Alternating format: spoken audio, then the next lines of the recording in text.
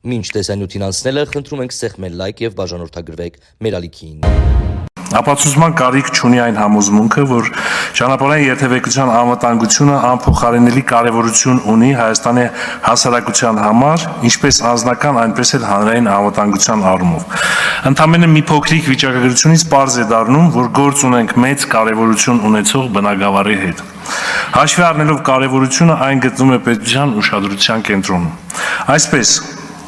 2024 թվականի տեղի ունեցել զոհերով կամ վիրավորներով 4314 ճանապարհատրանսպորտային պատահար, որի հետևանքով զոհվել է 333 մարդ, վիրավորվել 6116։ Մենք այս վիճակագրությանը դեռ կանդրադառնանք։ Իսկ միայն 25 թվականի հունվար-փետրվար մարտ ամիսներին արձանագրվել է 988 զոհերով կամ վիրավորներով ճանապարհատրանսպորտային պատահար, արդյունքում 60 զոհ եւ 1391 վիրավոր։ Այսինքն, եթե շատ կոպիտ վիճակագրություն ներկայացնենք, ապա կստացվի, որ 10 տարվա ընթացքում խաղաղ պայմաններում 3 միլիոն բնակչություն ունեցող երկրում ունենում ենք 3600-ից ավել զոհ, մոտ 70,000 վիրավոր եւ չպետք է մոռանալ, որ այդ վիրավորներից 2-ից 3000-ը ձեռք են բերում ցմահ հաշմանդամություն։ Սա վերաբերում է միայն զոհերով եւ վիրավորներով ճանապարհատրանսպորտային պատահարներին։ Այս թվերի մեջ ներառված չեն միայն գույքային վնասով պատահարները։ Միայն 2024 թվականի ընթացքում գրանցվել է մոտ 72000 գույքային վնասով ճանապարհատրանսպորտային պատահար։ Նույն տարում ապահովագրական ընկերությունները փոխհատուցել են ավելի քան 20 միլիարդ դրամ։ Այս թվի մեջ չի ներառվում կասկո ապահովագրությունը։ Կան վերլուծություններ, որ Հայաստանը ճանապարհատրանսպորտային պատահարների զոհերի ցուցանիշով բնակչության շնչին ընկնող հաշվով լավագույն դեպքում աշխարհի երկրների ցանկում միջին դիրք ունի, ինչը իհարկե մեզ չի բավարարում։ Հիմա կփորձեմ գնահատական տալ ճանապարհային երթևեկության անվտանգության բնագավառում վերջին 5-6 տարում կառավարության կողմից իրականացված աշխատանքներին։ Իհարկե, բնագավառի կարևորագույն առանցքային մասն են կազմում ճանապարհային շինարարությունը, հիմնանորոգումը, վերանորոգումը եւ այս առումով հնարավոր չէ չփաստել, որ կատարվել է աննախադեպ ծավալի աշխատանքներ։ Հիմնանորոգվել, նորոգվել եւ կառուցվել են 2414 կիլոմետր մոտ ճանապարհներ։ Սրա մեջ չի մտնում սուբվենցիոն ծրագրերով իրականացված ծրագրերը ճանապարհների շինարարության, սրա մեջ չի մտնում գրունտային եւ այլ ռազմական նշանակության ճանապարհների շինարարությունը, որի ծավալը նույնպես շատ մեծ է։ Ես կարծում եմ, որ տիկին նախարարի տեղակալը տարածքային կառավարման եւ ենթակառուցվածքի ավելի մանրամասն այս մասով կխոսի։ Մինչ 2021 թվականը խոսում ենք իրականացված ծրագրերի հաջորդ բնագավառի մասին, տեղ զննության բնագավառի մասին։ Մինչ 21 թվականը տրանսպորտային միջոցների սեփականատերերը վճարել են տեղ զննության համար սահմանված գումարները, սակայն հիմնականում տեղ զննություն չեն անցել, որովհետև օրենսդրությունը պարտադրել է միայն վճարումները, այլ ոչ տեխնիկական զննություն անցնելը։ Կառավարությունը նոր օրենսդրությամբ այս ոլորտը էականորեն լավարկել է, վերացրել տեղզննության կտրոն հասկացությունը, կտրոնի համար պահանջվող վճարը եւ իհարկե տեղզննությունը դարձրել պարտադիր։ Բանային համակարգի մասին խոսենք։ Նշված ժամանակահատվածում ներդրվեց տուգանային միավորների համակարգ։ Սկզբունքը հետևյալն էր. բարձր տուգանքներ չպետք է լինեն, առավելագույնը պետք է լինի 29000 դրամ տուգանք, վերացվեցին 100,000, 200,000, 500,000 տուգանքները, փոխարենը մտցվեց բալային համակարգը, որը էական դրական ազդեցություն ունեցավ երթևեկության անվտանգության ապահովման վրա։ Հաջորդ մեծ ինստիտուցիոնալ փոփոխությունը դա բարեկային ոստիկանության ստեղծումն է։ Սրանով երթևեկության վերահսկման նոր համակարգ եւ մշակույթ ձևավորվեց։ Բարեկային ոստիկանության ինստիտուտի գոյությունը էական ազդեցություն ունեցավ հանցագործությունների, ինչպես նաեւ իրավախախտումների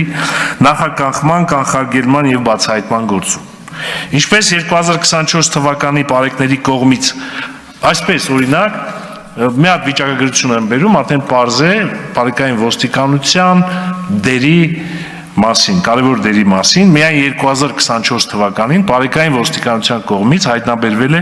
ավելի քան 4000 հանցագործության դեպք։ Սա միայն հանցագործությունների մասին, ես չեմ նշում իրավախախտումները ճանապարհային երթևեկության կանոնների, որոնք մի քանի 100,000-ի են հասնում։ 4000 հանցագործության դեպքից 1811-ը եղել է թմրամիջոցների բացահայտում։ 1811 թիվը երբևէ ամբողջ ոստիկանությունը գուցե մի տարվա աշխատանքի արդյունքում այսքան թմրամիջոցների բացահայտում չի ունենում, ինչքան մենակ Բարեկային ոստիկանությունը մեկ տարվա ընթացքում։ Վարորդական իրավունքների ստացման գործընթացում ինչ է արել պետությունը, կառավարությունը։ Զգալիորեն բարդացվել է տրանսպորտային միջոցներ վարելու իրավունքների ստացման գործընթացը։ Այդ ոլորտում բացի գործընթացի բարդացումից, այսինքն տեսական եւ գործնական քննությունների ներկայացվող պահանջների ավելացումից,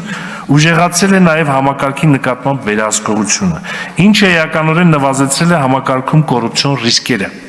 Այսօր առանց տեսական եւ գործնական գիտելիքների գրեթե հնարավոր չէ ստանալ վարորդական իրավունք։ Ինչ է արվել նաեւ երթևեկության շատ կարևոր մի բնագավառում հասարակական տրանսպորտի։ Բարեփոխումներին իրականացում հասարակական տրանսպորտի ոլորտում այս մասով պետք է ասեմ, որ ճանապարհային երթևեկության անվտանգությունը մեծապես կախված է հասարակական տրանսպորտի գործունեության արդյունավետությունից։ Կախվածությունը հետևյալն է. Եթե մենք չունենանք կանխատեսելի, հարմարավետ, անվտանգ եւ մատչելի հասարակական տրանսպորտ, մենք չենք կարող երթևեկության անվտանգության ապահովման մակարդակը հասցնել ցանկալիին։ Դա բացառված է։ Ինչու՞մն է կապը։ Կապը հետևյալն է, որ տեսեք, Հայաստանի Հանրապետության բնակչությունը գրեթե չի ավելանում կամ չին ավելացում ունենք, բայց տրանսպորտային միջոցների քանակը վերջին մի քանի տարվա ընթացքում կրկնապատկվել է։ Բնակչության ավելացում չունենք, բայց տրանսպորտային միջոցների քանակը ավելանում է։ Ինչու է ավելանում տրանսպորտային միջոցների քանակը Հայաստանի Հանրապետությունում։ Որտեղ չկա պատշաճ, կանխատեսելի, հարմարավետ հասարակական տրանսպորտ։ Այսինքն մարդիկ տեղաշարժվելու համար առաջին բանը, որ մտածում են, թեկուզ էժանագին տրանսպորտային միջոց են գնում, որպեսզի կարողանան անվտանգ եւ ժամանակին տեղից տեղ շարժվեն։ Եվ ցանկացած մարդ, որ այսօր ուսանող է դառնում կամ արդեն մտնում է կյանք, 10 տարին լրանում է, առաջին բանը, որ մտածում է, ոնց անի տրանսպորտային միջոց ձեռք բերի, որպեսզի կարողանա ժամանակին տեղաշարժվել եւ իր տեղաշարժման խնդիրները լուծել։ Մենք պետք է ունենանք այնպիսի հասարակական տրանսպորտ, որ անգամ ավտոտնակում 2-3 մեքենա ունենալու պարագայում մենք հիմնականում օգտվենք հասարակական տրանսպորտից։ Եվ ոչ թե հասարակական տրանսպորտը նախատեսված լինի որոշակի խավի համար, այն մարդկանց, ովքեր տրանսպորտային միջոց չունեն, կամ այն մարդկանց, որ հնարավորություն չունեն տաքսիներով կամ այլ տրանսպորտային միջոցներով երթևեկել, այլ բոլորի։ Հասարակական տրանսպորտից պետք է օգտվեն եւ падգամավորները, եւ նախարարները, եւ ցանկացած քաղաքացի, եւ այս առումով հիմա բարեփոխումներ է սկսվել Երևանի քաղաքապետարանում, բայց բարեփոխումների արդյունքը պետք է լինի հետևյալը. պետք է տրանսպորտը լինի կանխատեսելի, այսինքն մարդը պետք է հասկանա, որ ժամը 9-ին ինքը կարողանալու է նստել ավտոբուս եւ ժամը 9:40 լինելու է իր համապատասխան ցանկացած տեղում։ Եթե կանխատեսելիությունը, հարմարավետությունը, մատչելիությունը եւ անվտանգությունը չապահովի, մենք այս բնագավառում չենք կարող ասել, որ բարեփոխումներ են իրականացում։ Սակայն արդեն տեսանելի է ռեալ, որ հասարակական տրանսպորտի բնագավառում Երևան քաղաքում շատ լուրջ դրական փոփոխություններ կան եւ բարեփոխումները դեռևս գտնվում են ակտիվ փուլում։ Այսօր ոլորտում իրականացնող պետական քաղաքականությունը միտված է ճանապարհատրանսպորտային պատահարները եւ նրանց հետևանքով զոհերի եւ վիրավորների թիվը նվազագույնի հասցնելուն, ինչպես նաեւ ճանապարհների առավելագույն թողունակությունը ապահովելուն։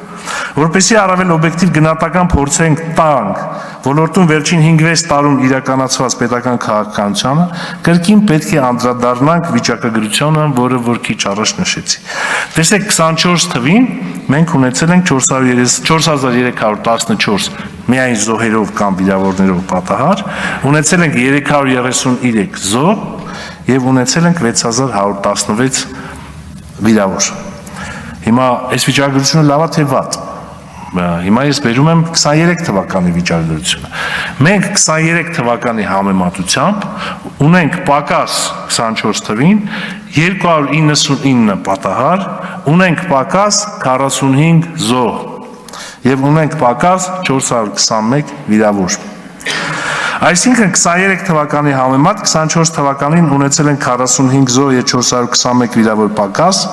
ասեմ ավելին 2025 թվականի առաջին եռամսյակում արդեն 2024 թվականի առաջին եռամսյակի համեմատ ունենք 6 զոհ պակաս։ Վիճակագրությունը փաստում է, որ պետական քաղաքականությունը այս ոլորտում էական արդյունք է ապահովել։ Ես կասեի, որ 45 զոհ տարբերությունը առնվազն վերջին տասնամյակի համար աննախադեպ վիճակագրություն է։ Փրկվել է 45 մարդու կյանք։ Թեև այսօրվա միջոցառման նպատակը այս ոլորտում կառավարության իրականացրած քաղաքականությունը գովաբանելը չէ ամենևին, այդուհանդերձ արդյունքները բարձր գնահատականի են արժանի։ Վիճակագրությունը փաստում է այս ամենը։ Այժմ ուզում եմ խոսել այն մասին, թե ինչ խնդիրներ եմ տեսնում ոլորտում։ Տեսնում եմ տարբեր պետական մարմինների միջև համակարգված սինխրոն գործելու բացակայություն։ Օրինակ, տարածքային կառավարման եւ ենթակառուցվածքների նախարարությունը առանձին է իրականացնում քաղաքականություն, մշակում եւ նաեւ միջոցառումներ իրականացնում։ Ներքին գործերի նախարարությունը առանձին է մշակում եւ իրագործում քաղաքականություն այս ոլորտում։ Տեղական ինքնակառավարման մարմինները նույնպես մշակում եւ իրագործում են առանձին քաղաքականություն եւ կարելի է արդարացիորեն ենթադրել, որ ճանապարհային երթևեկության անվտանգության ապահովման ոլորտը կարիք ունի միասնական կառավարման։ Դրա համար անհրաժեշտ է նաև ստեղծել համապատասխան իրավական դաշտ իհարկե եւ իմ համոզմամբ պետք է ընդունել ճանապարհային երթևեկության անվտանգության ռազմավարություն, համաձայն որի էլ կիրականացվի միասնական համապարփակ պետական քաղաքականություն այս ոլորտում։ Ռազմավարությունը պետք է պատասխանի նաև այն հարցին, թե որ մարմինն է պատասխանատու պետական քաղաքականության ողջ ծավալի համար։